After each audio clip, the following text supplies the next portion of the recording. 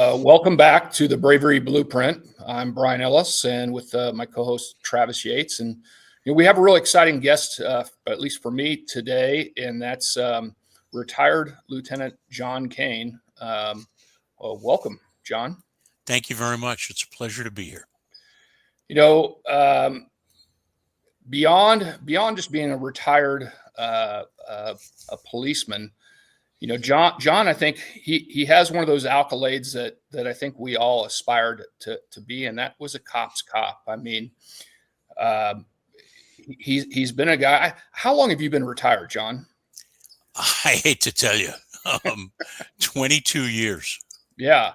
So here's a guy that's been retired for 22 years, but he's still relevant even to this day. I mean, he was my top phone a friend.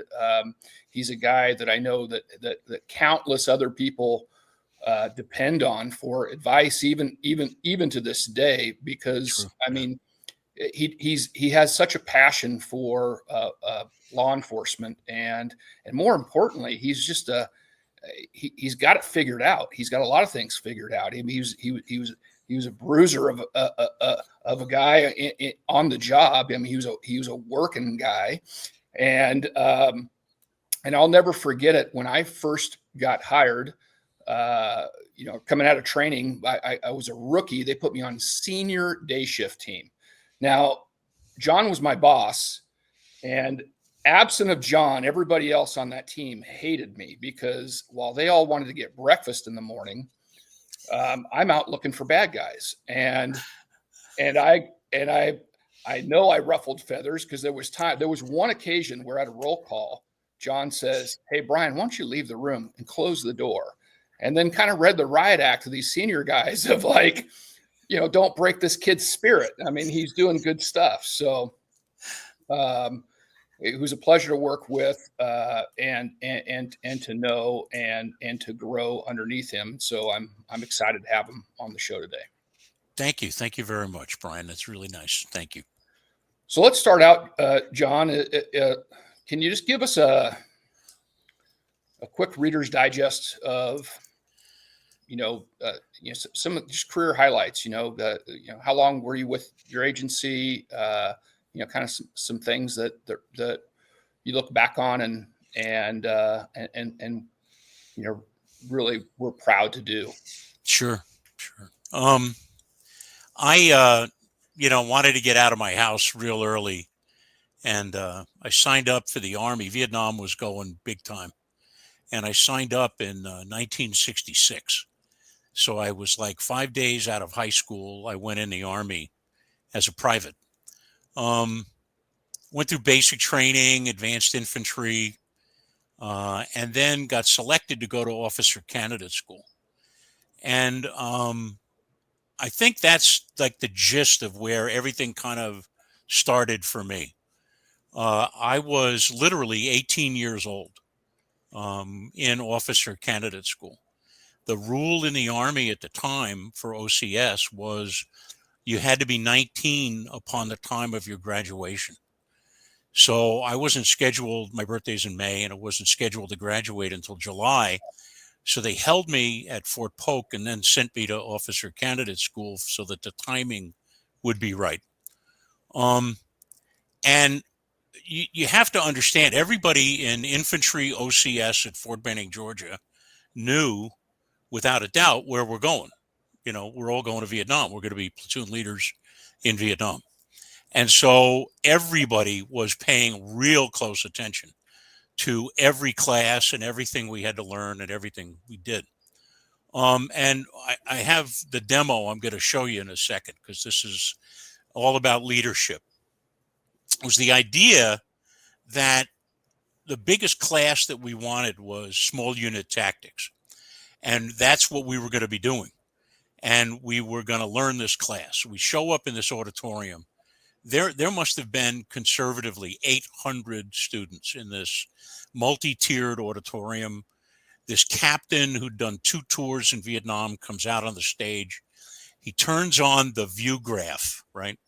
And he literally, everybody is hanging on every word this guy's going to say.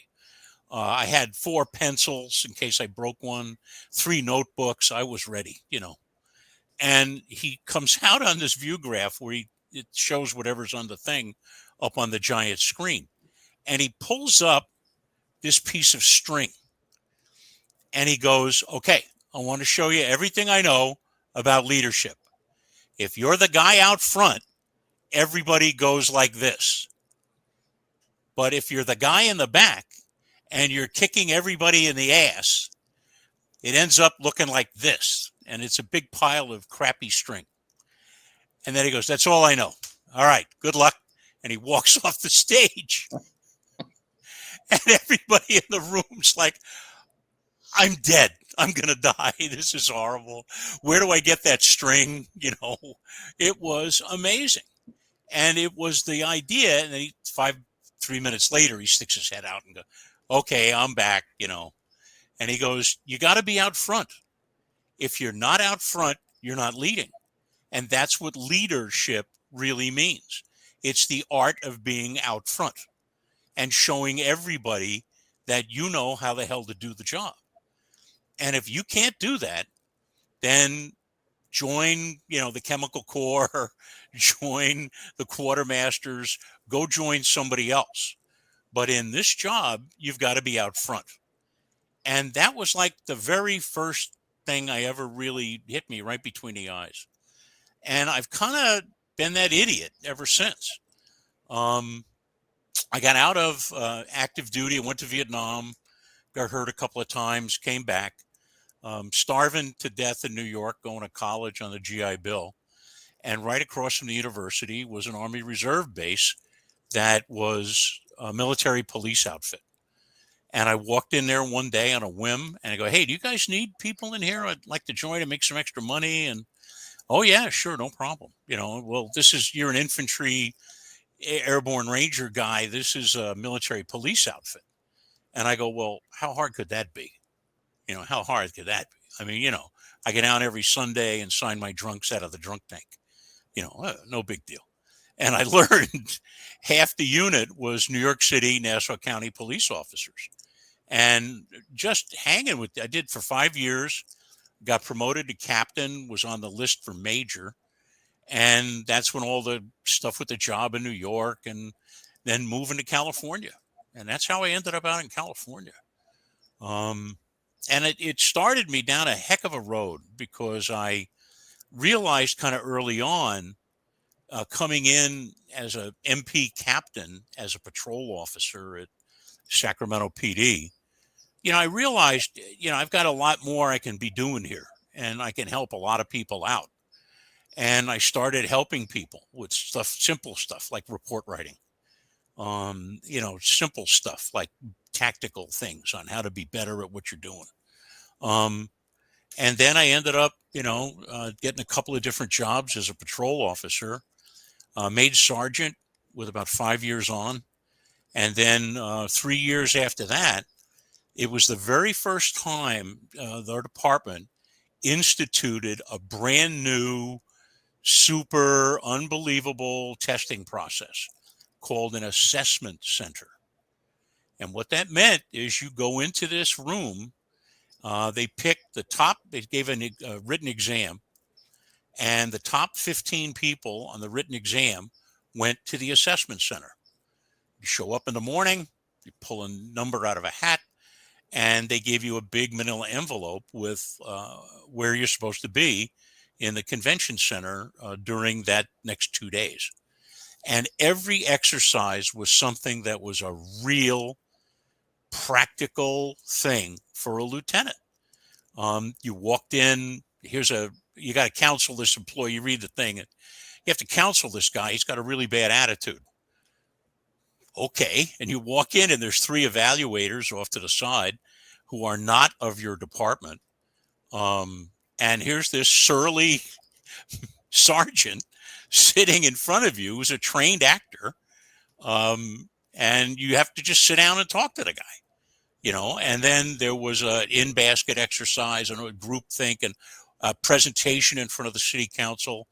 And on the second day, 4 guys did not show up. There were only 11 of us on the second day. And and I talked to one of them later on. He goes, I don't know what the hell I'm doing. You know, this isn't anything like the written and the oral, this is a whole new thing. And I'm having a blast. I'm having a fun time going through the whole thing. And I end up coming out of it as I came out number one on the lieutenant's list. And I was in a big meeting with this kind of grumpy, surly, everybody hated this guy captain. And he knows I'm in the meeting. He knows I'm sitting there. And he goes, that promotion process is a piece of garbage. Look at all these idiots that got promoted, these college kids and all this crap. And they're not like our people at all. Oh, and that was kind of the start of my being a lieutenant. And I realized, boy, I know I had a job cut out and I was going to have so much fun. And then the worst thing, I wish I had a copy of it. I loaned it to a friend of mine. I was looking for it yesterday. I read a book. I did the most dangerous thing any cop can do is read a book. 1982, these two guys, Peters and Waterman, came out with a book called In Search of Excellence. And if you get a new job, you get a new duty somewhere, what you want to have is somebody hand you a book and say, okay, this is the book. And this is how to be really good as a sergeant, lieutenant, captain, major, deputy chief, whatever. And there's no such thing. There was no such thing. And there was no mentorship program where you got taken under the wing of somebody who was really good. And I get this book called In Search of Excellence. These two guys surveyed 500 companies. They picked the company that's at the top of the game in that field. They picked the best auto dealership in America. They picked the best snack company in America. They picked the best electronics company. And they surveyed all them and all their people and everything like that. They came up with, okay, what we found was that every one of these super companies is doing the same stuff. They're doing the exact same stuff. Different names, but it's all the same stuff. And what ended up happening, they printed these 8 things of excellence. And if you do these 8 things, it was tilted to the business community, but they had military, they had police in this thing. It was fascinating. General Creech, who was the head of United States Fighter Command, takes over Fighter Command and finds out, hey, we have a 30% sortie rate. That means at any given time, only 30% of our fighter planes can launch and go do a job. That means 70% of them are sitting on their butt doing nothing. Why is that? And so he starts getting into why that is, and he finds out it's the mechanic. That there's these convoluted mechanical things where they have to write down a thing, send it in, it goes over to some central shipping place, it waits there for a week, 2 weeks later they fill it, and it gets on a delivery vehicle that goes across the airport. And Creech went out and bought every mechanic in Fighter Command their own pickup truck. And he said, like the fighter pilots put their name on the fighter plane, you put your name on that pickup truck. That's your truck. Airman, that's your truck. Now, you get in the truck and you drive to the parts place and you pick up the part you need and drive back. That's how we're going to do this from now on. And then he had these ceremonies in Fighter Command where, they would have they'd invite all the families and they'd have flyovers with the fighter planes. Creech turned out and had the parade of the pickup trucks. He had lines of pickup trucks in diamond formations flying down runways in front of their families to celebrate how hard these kids worked. And that was just one story out of, there must be 1,000 stories in the book In Search of Excellence. Yeah, And I know it's a great book. Matter of fact, we've had conversations, years ago about it, and uh,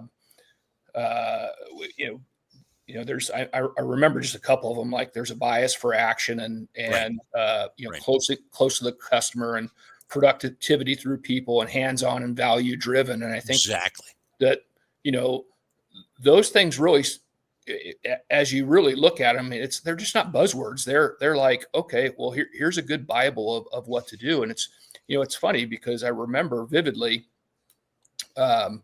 you talk about putting a book into somebody's hands, it can be a dangerous thing. John and I are talking at one point, and he mentions that he's done some research on this, and that I knew he got his master's degree at Sac State. And so I went to the library at Sac State and pulled his master's thesis, because I was just so, I needed to read it. And when I read it, it was, there's different sections of the thesis. There's this, the kind of the problem statement, right? And Right. And I was reliving the same organization John and I are from different generations of the same organization, but I was Right. seeing the same organization kind of repeat itself, and the challenges and the opportunities that he identified in his generation were the same challenges and opportunities we had in mine. Right. And the title of the thesis was The Failure of American Police Management. And it is, to this day, the most well-read thesis in the criminal justice division at Sacramento State. That it's got like 100, 200 people have read it.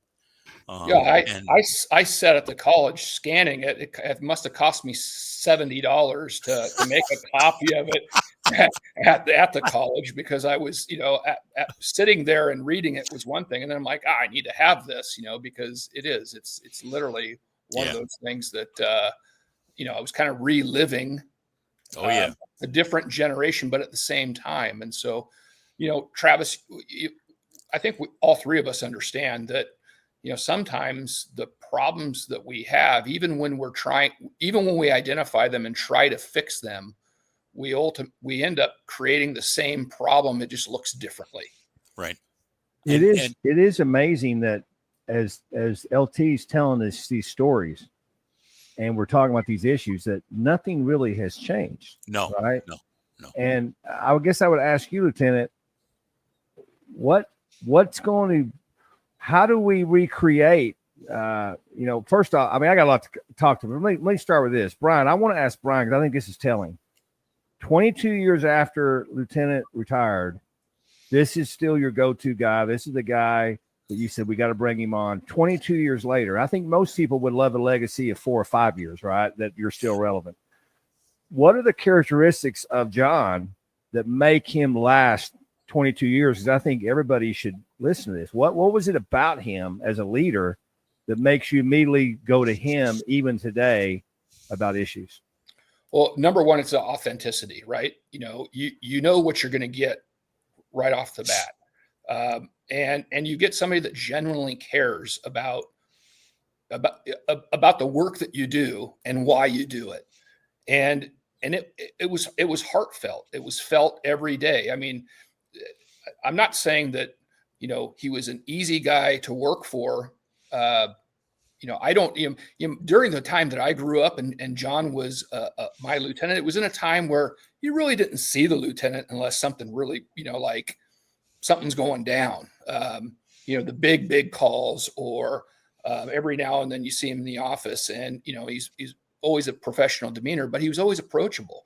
But he showed up when those things mattered. He had relevance in those moments. And then I know behind the scenes, he's fighting like hell for what's right. And again, it goes back to that hands-on, values driven. Yep. I mean, that's John. He never made it. He never made it personal uh, he was principled.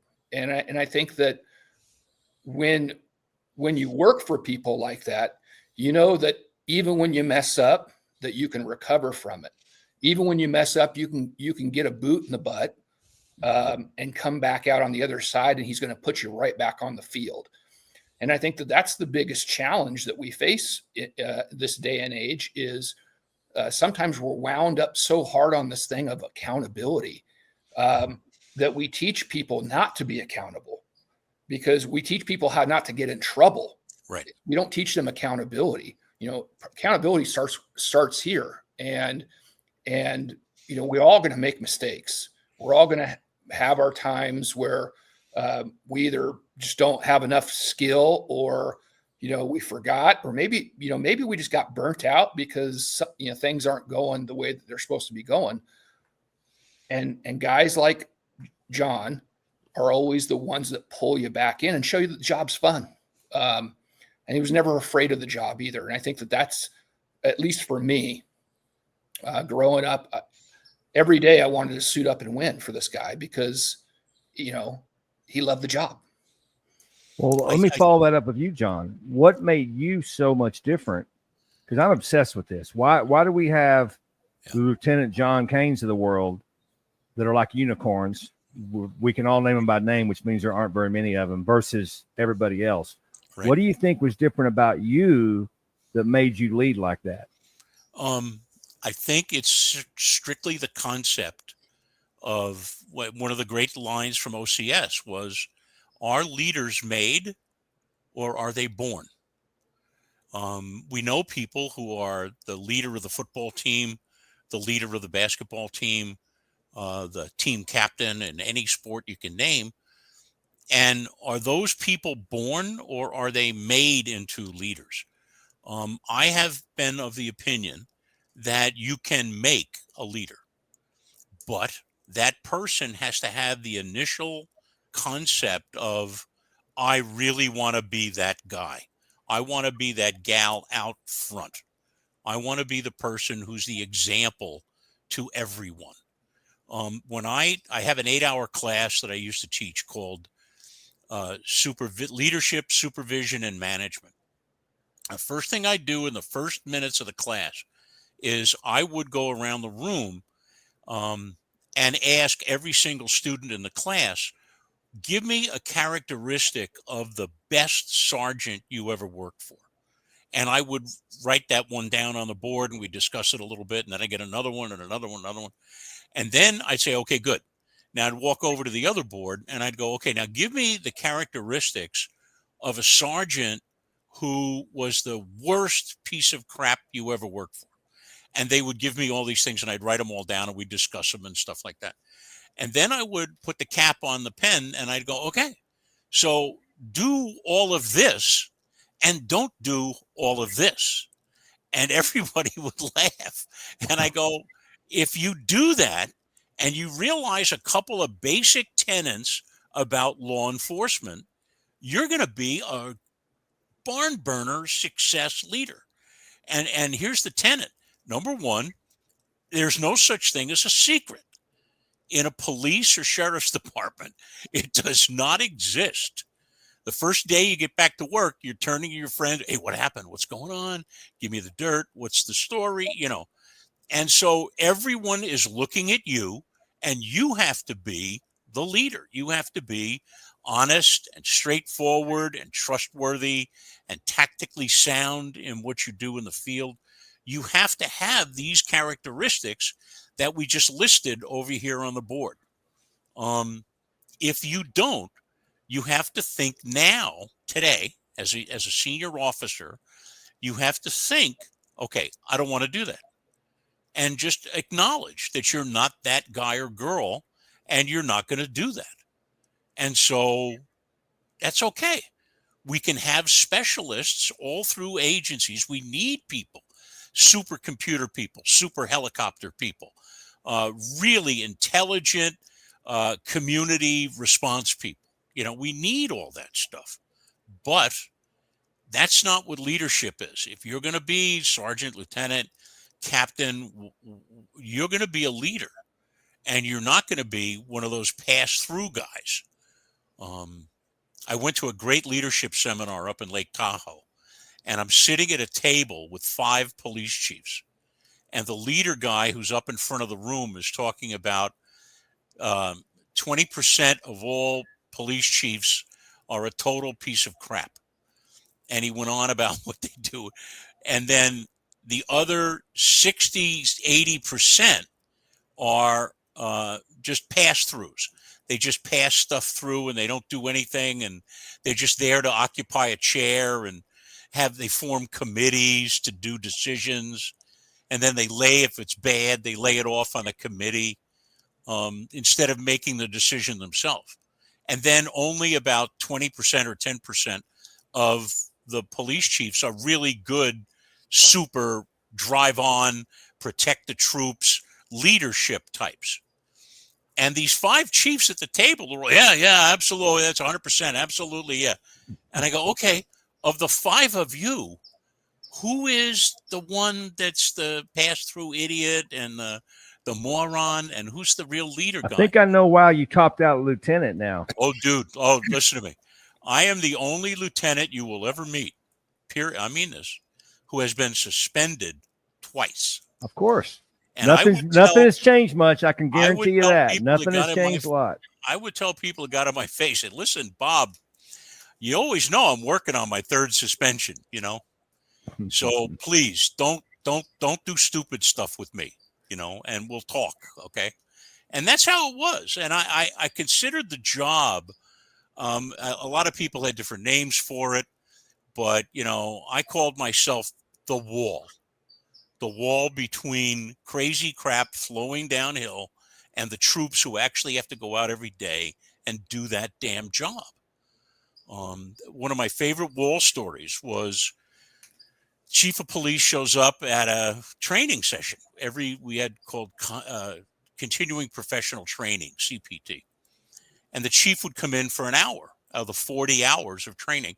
Hey, this is what's going on in the department. We love you. Everything's good, blah, blah, blah. And then people would ask questions. And this one traffic officer asked a question about, hey, what's the story with community policing?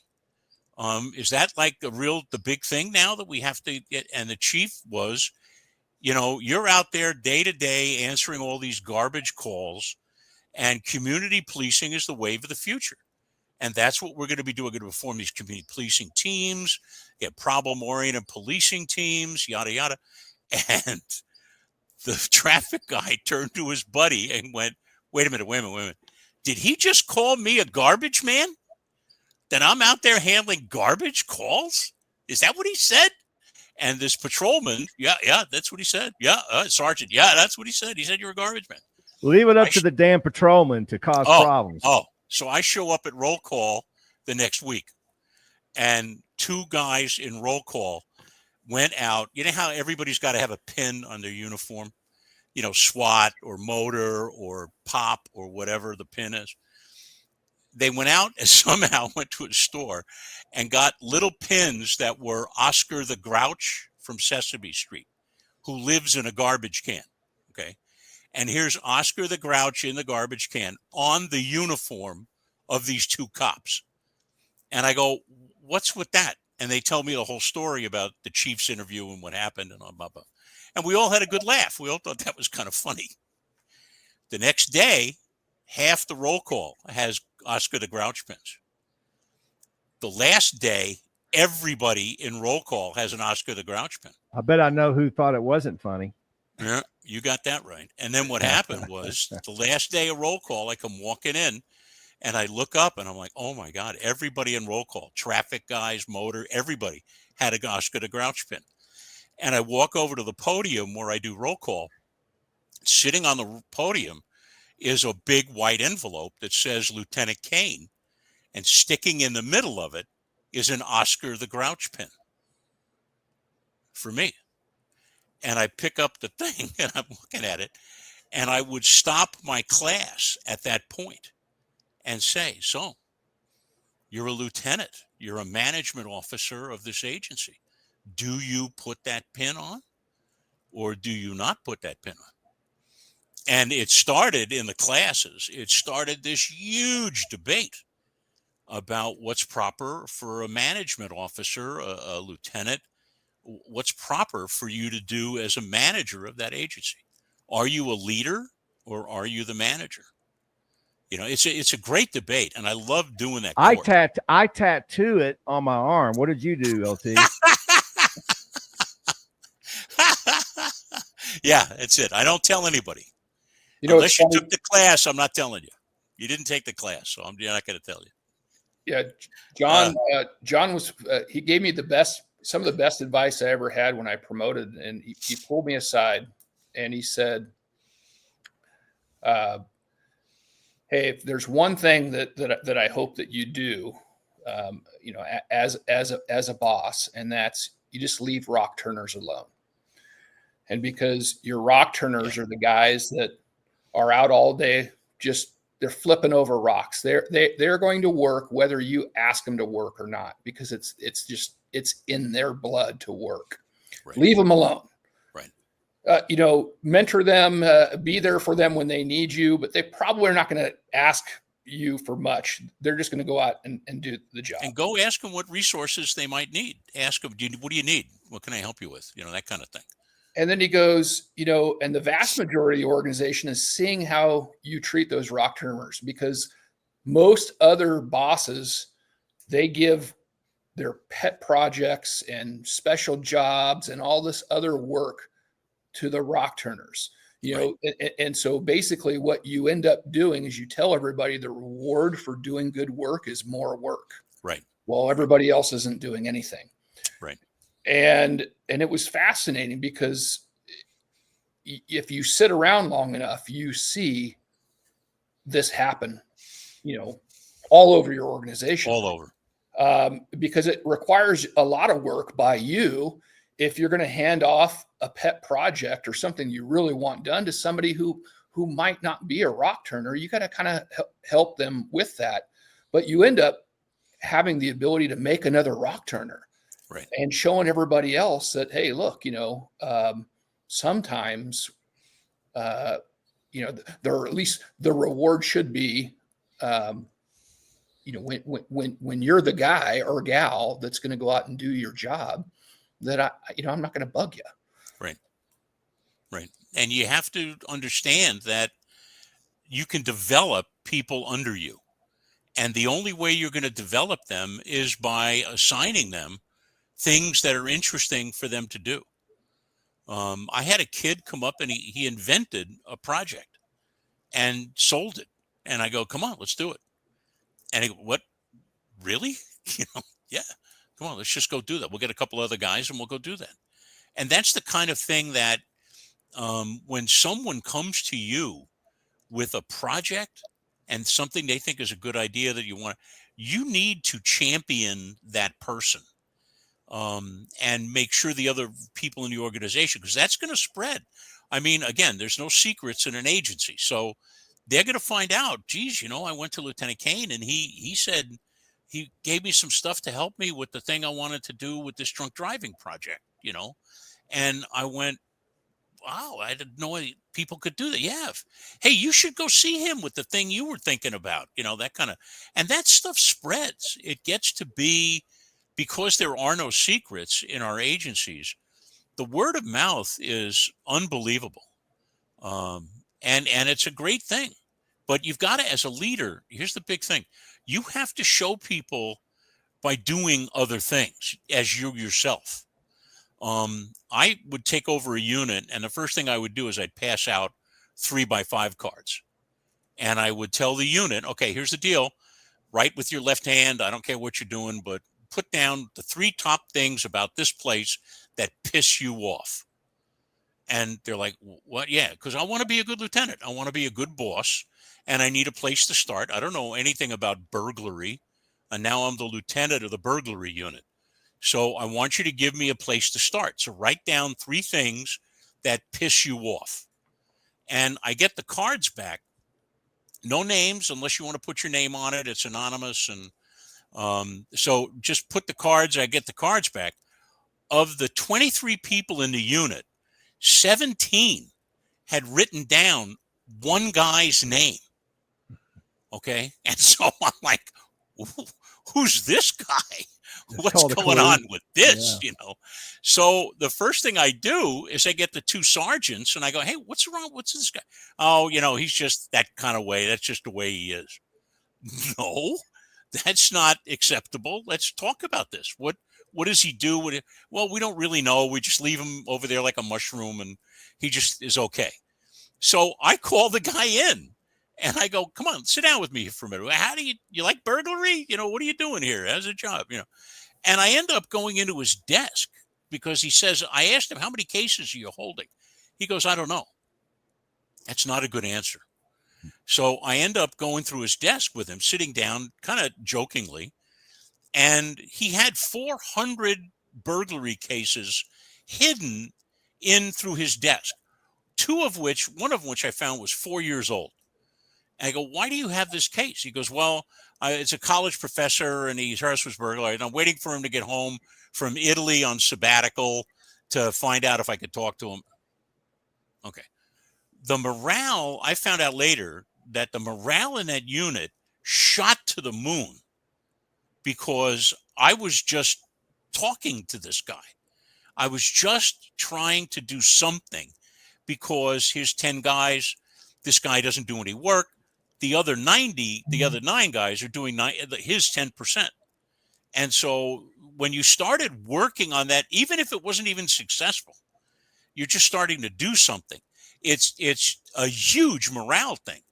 The Hawthorne experiment in General Electric back in the 20s, they turned the lights up in the factory. Well, this efficiency guy thought it would be good. And productivity rose like 5-10%. And then they turned the lights up again and the productivity went up. And then they said, well, to make sure we're doing it right, let's turn it down. So they turned the lights down and productivity still went up. And everybody's like, what? So they started asking the troops on the floor. And the guy said, hey, we just knew somebody was working the system, trying to help us. We didn't care. We were just happy as hell that somebody gave a damn to start working on us. And it was astounding to me how simple things like that, from the Hawthorne experiment, bringing it into the burglary unit, I never really looked at it like that. But later on, I would talk to some of these guys and they would go, oh my God, when you took on what's his face, that was like the earth-shattering sunlight coming through the ceiling of burglary into the unit, And I look back on that and thinking, it's just leadership stuff. It's just the kind of thing that if you want to be the guy out front and you want to be making, because that same thing from In Search of Excellence, if you get the morale up and people are out there feeling like they're empowered to do stuff, everything else works fine. I mean, literally, in a police department, if you had terrific morale, you would have a great department that you really wouldn't have to worry about that. And then you got to get out, wander around, do the MBWA and seeing what people are doing. And it works great. I'd go on calls for service with grunts and I would tell everybody in roll call, hey, if I show up, I'm there to see what's going on, but I'm also there if you need an extra hand with something, I'll take this guy's witness statement. I'll do whatever you want me to do. Okay. But I'm also, that's my job as a boss. I have to be out and around and see what's going on with people.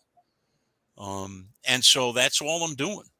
And once they realize that, and you have to follow through with that. I mean, you can't just the lip service disaster. Patrol is the backbone of the department.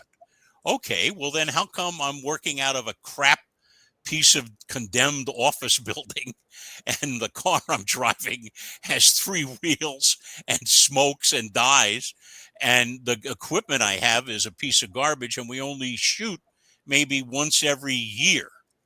Why do we do that? That doesn't seem like I'm the backbone. How come when someone gets in trouble, we send them to patrol? That's the right. Oh yeah. Of the department. Yeah. We put them in the big timeout chair.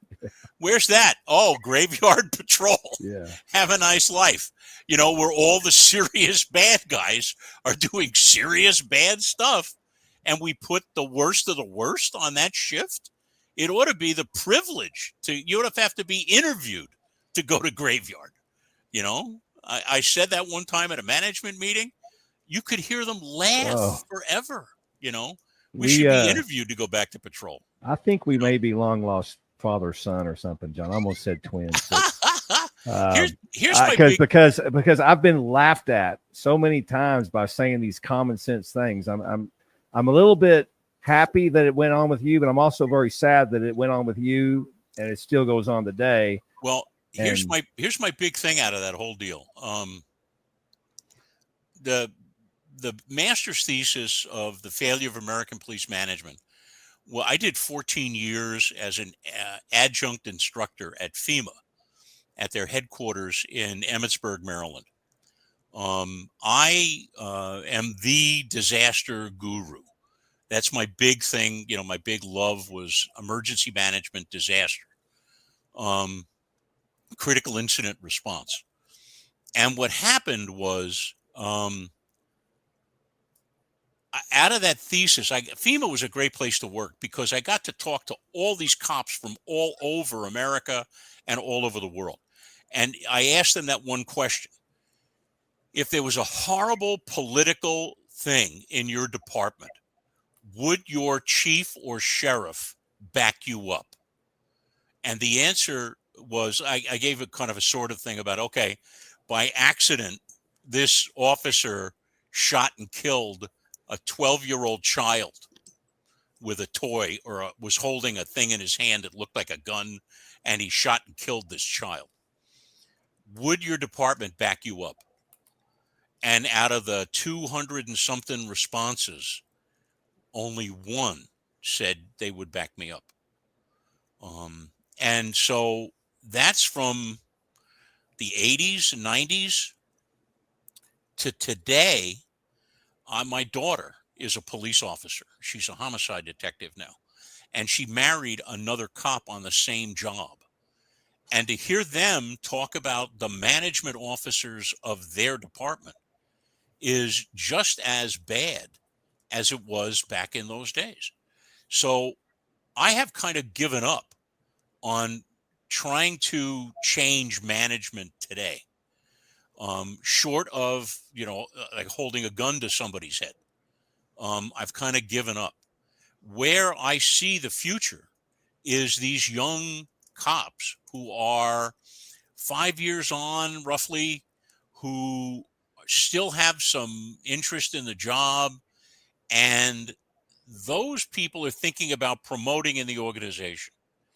And those are the people I want to reach out to and get, hey, listen, here's the story. Here's the good stuff over here. Here's the really bad stuff over here.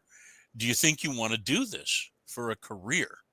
Because if not, then you're just a placeholder. You're just somebody there to pass paper back and forth. And it's not right.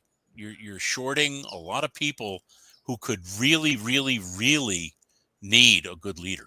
Well, we're going to have to solve a couple major issues. And I think Brian and I are on the same page here. That's why we do what we do every day. But we keep calling management leadership. We keep calling management training leadership. So people don't know the difference. But the other thing that really concerns me is if you are looking to promote, you look at how people before you promoted. And oftentimes they're promoting by not being leaders. And so they almost mirror that behavior. And there's not a lot of incentive to be a Lieutenant John Kane or Brian Ellis or Travis Yates. Because, right. We all got stopped in our tracks without even asking you at some point where we knew that we had peaked, right? Because of being a leader. That's what leaders are. And people think of these leaders as some of these mythical creatures that never had problems. No, some of the greatest leaders of our time had significant battles they had to fight. And so we've got to convince the people that are battling in the streets every day that, listen, it's not easy to be a leader, but the value is so much better long term, instead of seeing the easy way, which is, quite frankly, we heard it from Madison, Wisconsin just yesterday. This is going to be a few weeks back when you listen to this, but that chief could have said so many things that he didn't say, and he just derailed to the politics of it, which is not what leaders do. Correct. And so, but why did he do it? because that's how you set up the next chief's job, Brian, by saying things like that and doing things like that. So we've got to somehow disincentivize cowards, because right now they can get promoted to very high ranks. Right. I'm encouraged by the future, and I'll tell you why. It's because if you look at, if you just follow technology right now, and technology is really pushing towards this authenticity, right? And there's this big pushback in. I mean, think about one of the most untrusted institutions right now, and that's media, right? And the challenge for them is, the more people search for answers and information in other places, the more frustrated some of these outlets are getting, because they're like, oh, we've got to put guardrails on this. And I mean, you even had a pretty famous politician say, maybe we should re-examine the First Amendment. And so, but the encouraging thing about this is that I think people are starting to challenge everything, and I'm really optimistic about the future of food in America. Like if you look at European standards versus American standards, I mean, the cornflakes are different. So I think we're trying to get healthier from not only just from a consumer, but just in our relationships and everything else. And I think that we're at this point where, technology, and especially in this age where we're coming into this artificial intelligence doesn't care about your emotions. It's objective, and it's searching for truth. Now it could be programmed to give you a different truth, and I think we're seeing some of that challenge, but I think it'll all unfold, because at the end of the day, people crave good quality, social connections and relationships. They want good leadership. They want good places to work, and I think that through technologies, I mean, think of Yelp, for example. How Yelp is changing the restaurant industry. You put a bad review on Yelp, and that restaurant's calling you back, and they're sending you an email saying, how can we make this right? Because they know we live in this age where, this stuff really matters. People are paying attention, and I'm encouraged by that momentum and what it will do for this profession long term. Yeah, you nailed it, Brian, because I mean, I couldn't have said that any better. Is for the first time, and I'm so happy, the masses understand what the media has been for the last 20 years, which is a propaganda machine. And now that they understand they've been lied to about a whole bunch of stuff, whatever role they're in and whatever organization they're in, they're going to have that same mindset, right?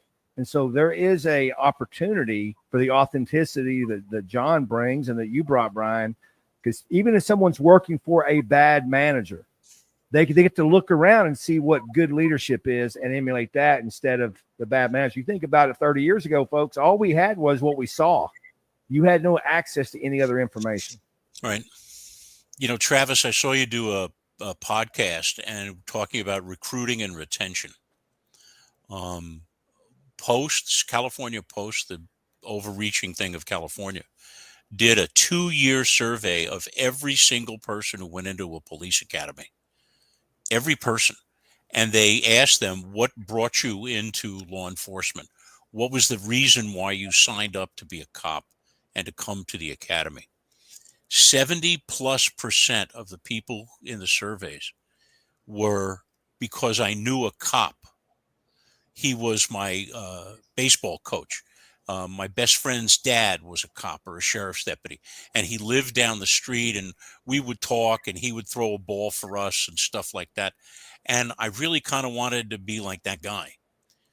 I had a chance to ask several young cops recently, because here's the deal. LAPD did a thing where they said, okay, that means that the best recruiting tool we have is the people who are working for us right now. that we should get them out there and have them bring somebody in. And they give a day off if you got somebody to sign up for the exam, another day off when they went to the academy, another day off when you graduated, and another day off when you're off probation. So you could basically get a full week off in holiday time with recruiting somebody. And they turned it into a real positive. But now go to any agency in California, which is where I am, and ask them, hey, listen, would you go out right now and, if your son or daughter of a friend or somebody like that wanted to be a cop, would you recruit them? Oh, God, no. Hell no. I would never do that. I tell them to go be a carpenter, do something else where there's some job satisfaction. This is a terrible place. Every time I turn around, they're auditing my body-worn camera. They're blue sheeting and sending to internal affairs. Everybody who sneezes out of line. The sergeant can't make a decision. He calls a lieutenant, who calls the captain, who calls the dad. Then they make a decision like 2 hours later. Can we boot the door? Things like that. And so the only real thing I can see is grabbing those young kids and kind of turning them around and building that future leadership core down the road. Yep. Because, boy, I am very depressed about the recruiting numbers. And when you look at larger departments, I think they're going to disappear or something. I don't know how.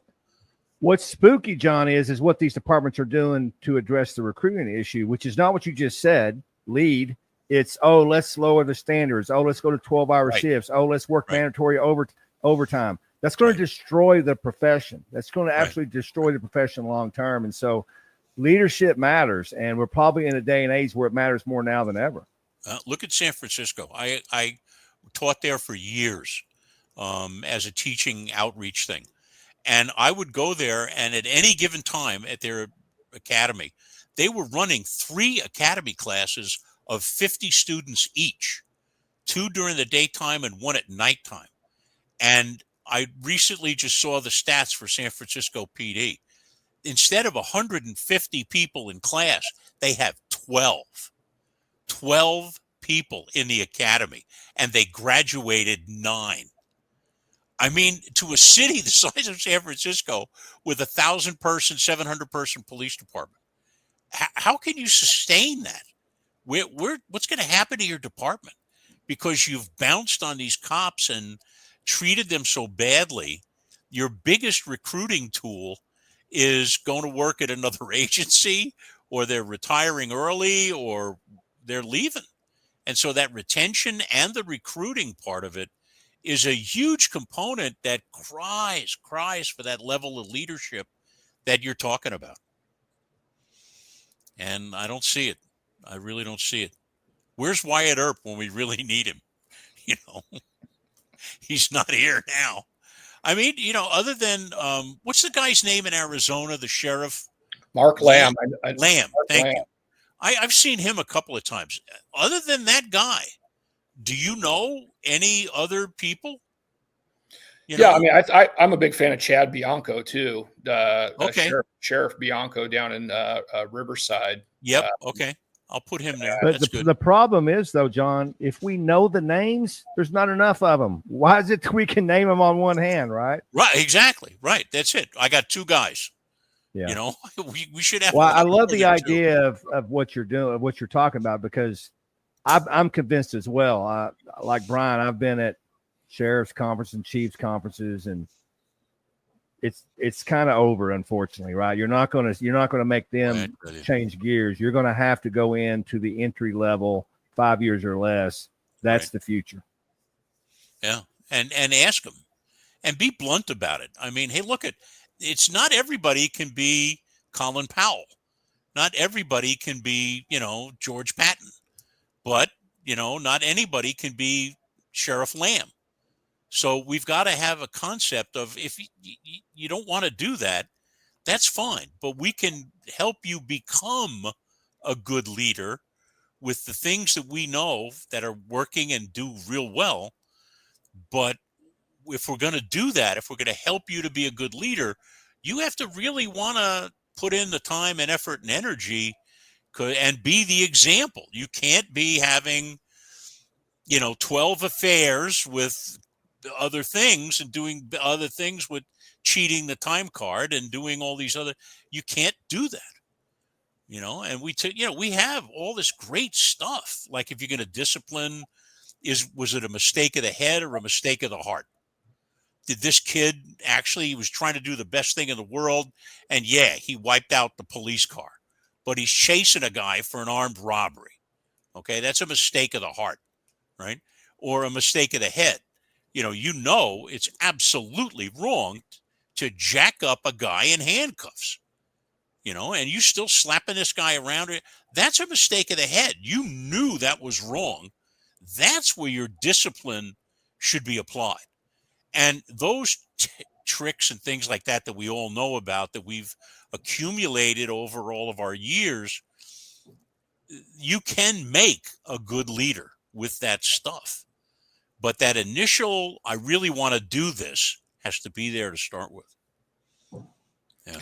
Yeah. One of the challenges that I see, in a lot of organizations, too specific, are, there's a lot of good people that sometimes are in systems that are frustrating them to the point that they just they throw in the towel, they give up. I call it the tiger in a cage scenario, right? You're a zoo animal, right? So it's I know a lot of people who've done that, Brian. They've bailed out, Brian, and they've gone to a county sheriff's department up in the foothills, and they're going nuts because there's no activity. Yeah. But they couldn't stand being in that toxic, poisonous kind of environment. Or even worse, they checked out mentally and stayed where they were. Ooh, yeah. Ooh, real bad. Definitely. Yeah. And then I also see the sometimes the challenge has been, that good people are they're so over leveraged by, like, for example, technology is a great thing, but if you look at least law enforcement today, and I could speak from my history at SAC PD was, sergeants were becoming another management layer. They weren't sergeants. They weren't out in the field because they had so many administrative duties on any given day that it's really almost impossible for them to be out and about in the street. And really, they need to be out and about in the street. And so the challenge becomes, however you want to call the executive people, whether it's, terms of endearment of like, hey, like our leadership group or our C-suite or the Tower of Babylon, or however you want to describe, those folks are expecting, A to Z to be happening, but it's physically impossible for a human being to do everything. Right. And they don't see how leveraged that system is. Right. Body cam video, and hopefully technology catches up and starts bleeding a lot of these duties off, that these people have right now. Cause it's a huge challenge. And I've seen, other agencies where you've got good leaders that are just so taxed and they're so distracted in so many different ways that things are breaking, almost right in front of them. And they need that partner. Maybe it's a partner like our company that comes in that helps them start seeing, all the things that are falling. Right. And then they get inspired and they go, man, because at the end of the day, they are fixers, that they want to fix. And so that's why I'm encouraged. I've had the opportunity to work with some really good agencies that were having challenges, but they had good people. They just were so busy because they had so much busy work. And again, it wasn't this hands-on, values-driven, productivity through people. Right. Going back to, in search of excellence, where, oh, okay, we had this edict, this thing, this policy, like push it all aside and start looking at people and then watching the whole organization elevate. And so yeah, I do think, there is a huge opportunity for agencies to capitalize. They just have to have enough attention and intention to really go get it. When I would teach the management crew, captains and above, deputy chiefs, I would say, okay, look there's this RAND study that says in a large scale critical incident, if you can stabilize that incident in the first 20 minutes, there is an 80 to 85% chance of no further injury or loss of life. And they don't go, oh, and I go, now, who's buying you that 20 minutes? It's not the captain. It's not a lieutenant who might be chained to a desk in an office. It's that patrolman, that deputy, and those sergeants that are going to be doing that.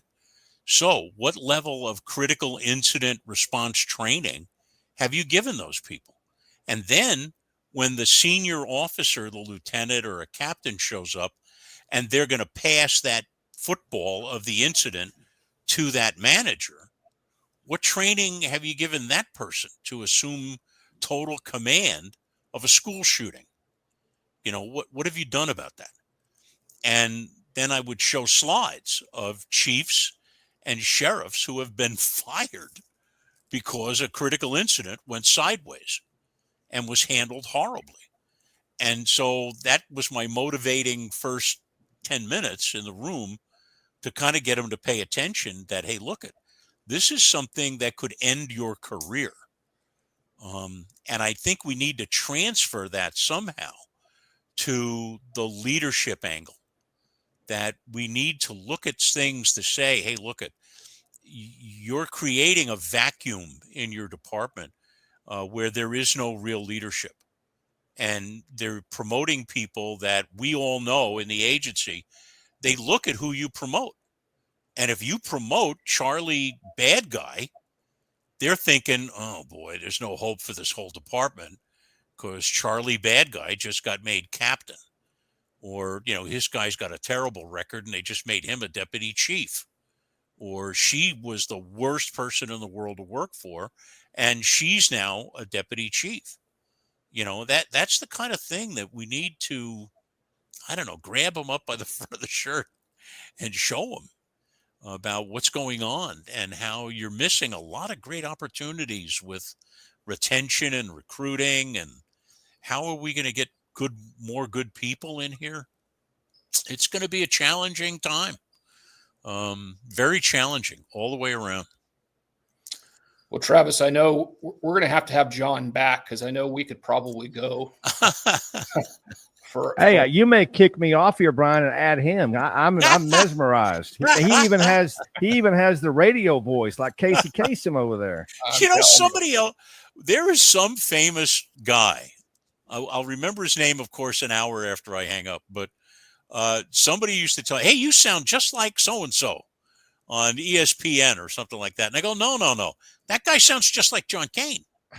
He's copying me. That's how that is." Yeah, I'm going to be watching a movie trailer and I'm going to hear John's voice doing the audio dub here pretty soon.